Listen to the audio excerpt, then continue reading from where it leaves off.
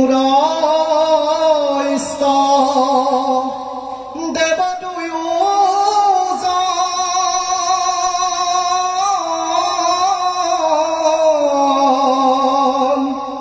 মাধৱৰ শিক্ষা ধৰি